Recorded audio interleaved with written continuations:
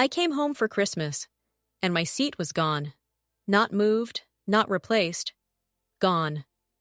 The lemon pie in my hands still steamed when I saw 6 plates under the chandelier, one of them sitting exactly where mine had always been. Mom smiled like nothing was wrong. "It's just immediate family this year," she said, sliding a plate toward my sister's fiancé. For a moment, no one spoke. The room was full, but it had never felt emptier.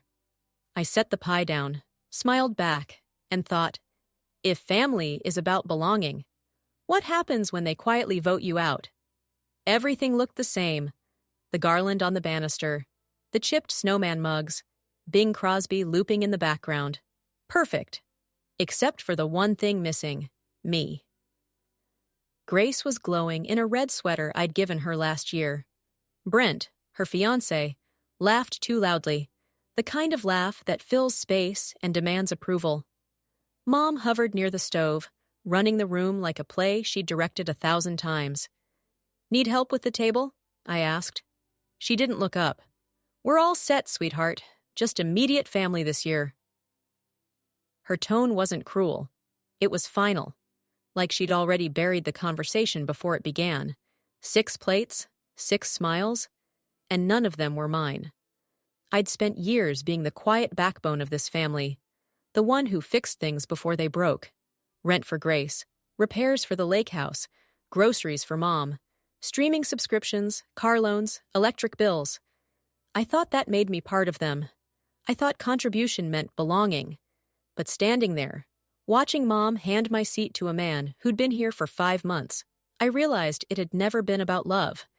It was about convenience. I wasn't family, I was funding. No one noticed when I didn't sit. No one said a word when I turned toward the door. "You guys start without me," I said. Mom nodded, relieved. "We'll save you some pie." I walked out before she remembered. The pie was mine. Outside, the snow hit harder than I expected. The house glowed behind me, warm, perfect, staged. Through the window, Grace laughed. Brent raised his glass.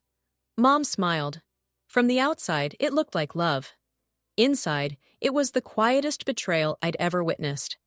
In my car, the radio still played "I'll Be Home for Christmas." The irony nearly made me laugh. Every problem they had, every crisis, somehow ended up in my inbox. They never asked. They just hinted.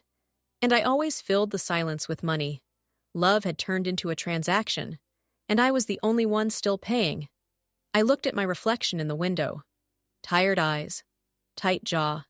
A woman holding a pie she was never meant to eat. Not angry yet, just done.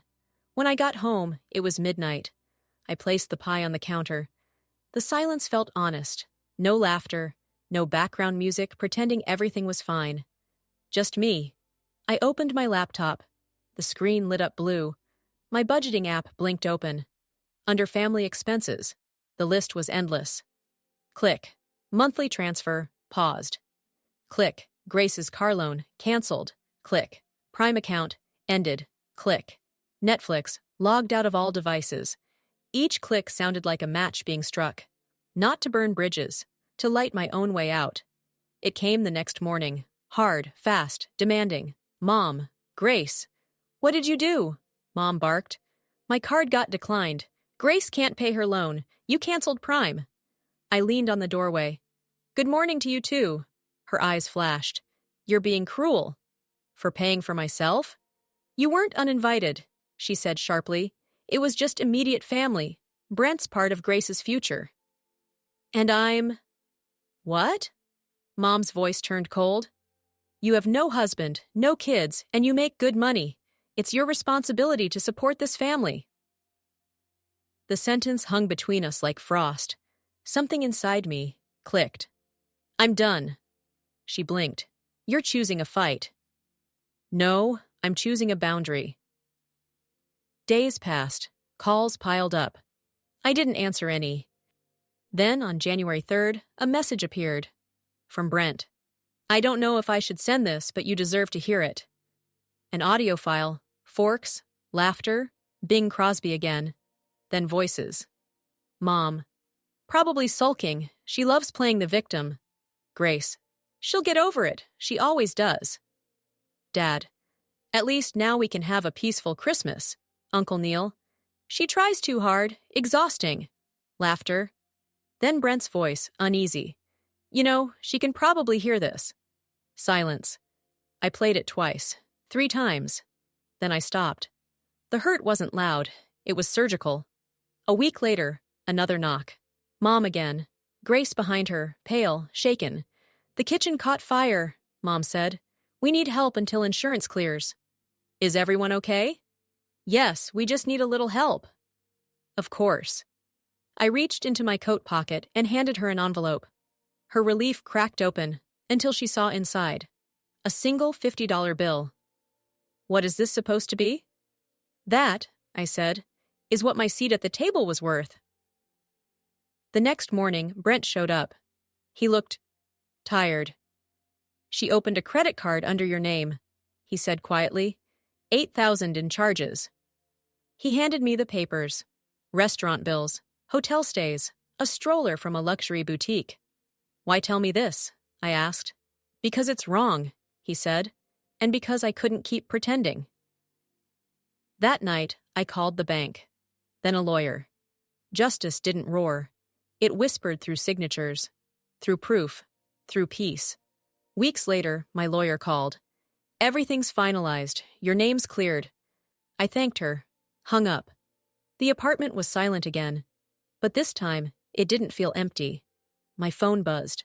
A voicemail. Dad. You were right, he said softly. We treated you like a safety net. When you stepped away, the whole house fell. I didn't cry. I just smiled, saved the message. Then I opened my notebook, the one where I'd tracked every dollar, every favor, and added the last line. The debt is paid. Spring came, the snow melted. The city softened. I washed the pie dish that had sat untouched since Christmas and slid it back into the cupboard. The kitchen smelled faintly of lemon and coffee. For years, I thought family meant endurance. Now I know, it means choice.